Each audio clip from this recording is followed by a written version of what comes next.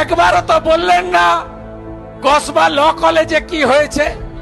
আপনার মনোজিৎ, আপনার জুয়েব ধর্ষণ করেছে আপনার ছাত্রী নেত্রীকে।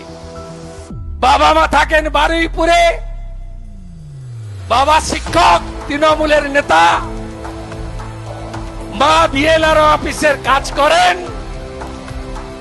তাই ম্যানেজ করেছেন।